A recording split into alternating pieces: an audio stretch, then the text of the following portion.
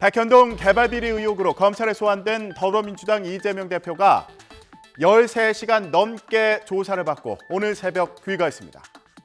4차례 소환 가운데 가장 긴 시간 조사를 받은 건데요.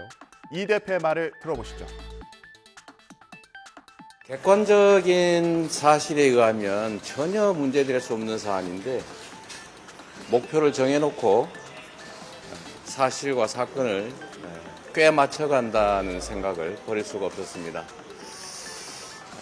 제가 검찰의 진짜 배임죄는 용도 변경을 조건으로 땅을 팔았으면서 용도 변경 전 가격으로 계약한 식품연구원이나 이를 승인한 국토부가 거기가 진짜 배임죄다, 이런 얘기를 해드렸습니다.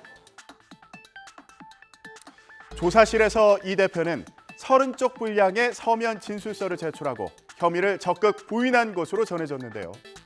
300쪽 넘는 질문지를 준비한 검찰과 치열한 공방을 벌인 것으로 알려졌습니다. 홍민기 기자가 전해드립니다. 이 대표는 검찰과 마주 앉은 조사실에선 30쪽 분량 서면 진술서를 제출하고 혐의를 전면 부인한 것으로 전해졌습니다. 성남시장 시절 백현동 인허가 등은 모두 박근혜 정부나 식품연구원 요구에 따른 것으로 특혜는 없었고 배임 혐의도 성립하지 않는다는 겁니다. 검찰은 그러나 옛 식품연구원 부지 개발과 관련해 공영개발을 전제한 도시계획 지침이 마련돼 있었다며 이 대표가 직접 공약한 공영개발을 번복하고 성남도시개발공사의 사업 참여를 배제한 경위를 추궁했습니다. 특히 이 대표 선거 캠프 선대 본부장 출신으로 지난 5월 구속 기소된 로비스트 김인섭 씨의 청탁 없이는 백현동 부지 4단계 용도 변경이나 임대주택 비율 축소, 50m 옹벽 설치 등이 불가능했다고 보고 관여 여부를 캐물었습니다. 검찰은 또 청탁을 받고 고의로 사업을 포기해 민간업자에게 수천억 원을 몰아준 게 사건 본질이며 성남시가 입은 피해를 배임액으로 산정할 거라고 강조했습니다. 이재명 대표는 검찰에 출석하면서도 14분 동안 열변을 토했습니다. 권력이 영원할 것 같아도 화무도 11홍이라며 정권의 무도한 폭력과 억압도 반드시 심판받을 거라고 경고했는데요. 자신을 바위를 정상에 올려놓는 일을 무한 반복하는 형벌을 받은 신화 속 인물에 빗대기도 했습니다. 윤석열 정권은 기억하십시오. 역사의 심판에는 시효가 없습니다. 어떤 고난에도 굽힘없이 소명을 다할 것입니다. 기꺼이 시지프스가 될 것입니다.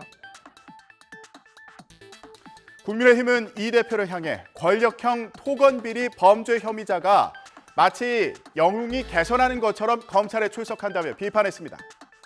민주당은 검찰을 향해 수사가 아니라 정치를 한다며 반발했습니다. 양측의 입장을 들어보시죠. 항일 독립운동을 한 것도 아니고 민주화 운동을 한 것도 아니고 대한민국 산업화에 기여한 것도 아닌데 뭐가 그리 자랑스러운지 의아스럽습니다. 오늘 이 대표는 그리스 신화의 시지퍼스를 언급하며 마치 자신에 대한 수사가 부조리인 듯 항변했습니다. 이 대표는 알고 있습니까? 시지퍼스는 애초에 욕심이 많았고 속이기를 좋아했습니다. 이 대표와 참으로 닮은 시지퍼스, 끝없는 죗값을 받았던 그 결말도 같을 것입니다. 참으로 잔인한 시대입니다. 이미 국민들은 이 상황을 총선까지 끌고 갈 것으로 말하고 있습니다. 검찰에 요구합니다. 명백한 증거와 사실관계를 바탕으로 수사하고 더 이상 지리하게 끌지 말고 신속하게 마무리하기 바랍니다. 이재명 대표가 소환 조사를 받은 만큼 이제 검찰이 구속영장을 청구할지 관심인데요. 이 대표는 영장을 청구하면 심사를 받을 테니 비회기 기간에 청구하라고 요구했습니다.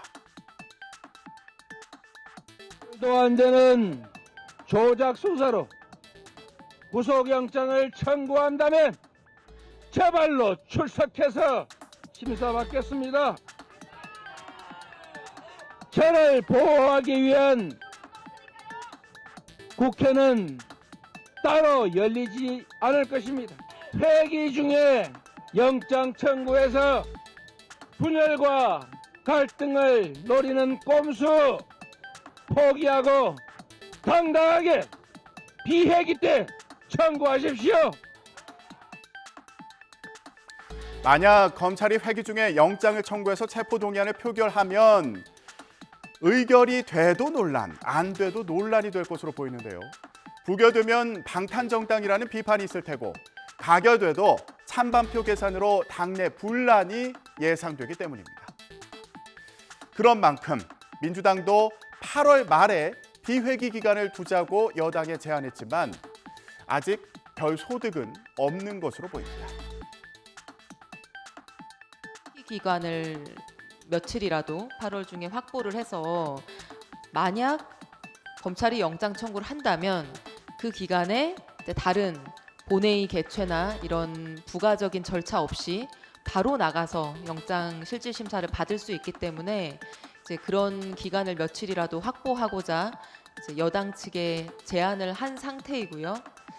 여당 측에서는 그에 대해서 지금 동의하고 있지는 않은 상황입니다. 검찰은 이재명 대표 추가 소환 없이 이번 조사에서 보인 답변 태도와 사안의 중대성 등을 고려해서 구속영장 청구 여부를 검토할 방침입니다.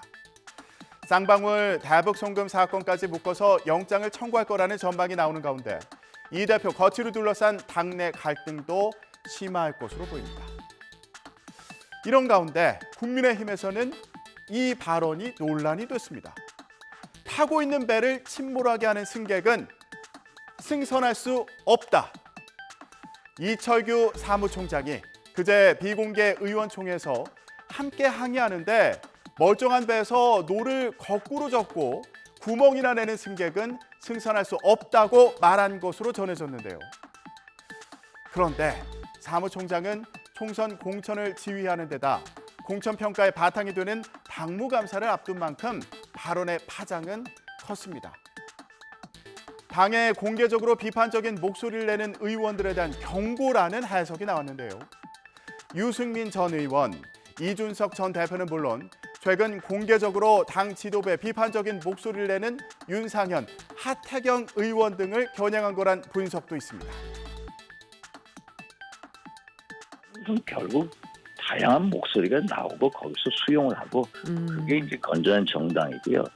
이제 열린 정당을 우리가 지향하지 닫힌 정당을 지향하지는 않습니다. 우리 이철규 사무총장도 아주 열심히 일하시는 분인데 이거에 대해서 명확하게 이제 무슨 발언인지 이제 구체적으로 설명을 하셔야 될 것 같아요.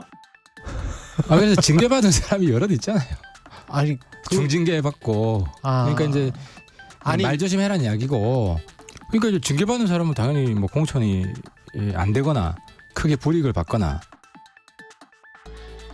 논란이 커지자 이 사무총장은 당원들의 뜻을 전달한 거라고 강조했습니다. 내년 총선 현역 물갈이 가능성이 거론되는 가운데 공개적인 말조심 경고까지 이어지면서 의원들의 긴장감은 더 높아질 것으로 보이는데요. 공천을 둘러싸고 개파 간의 힘겨루기가 시작됐다는 시각도 있습니다.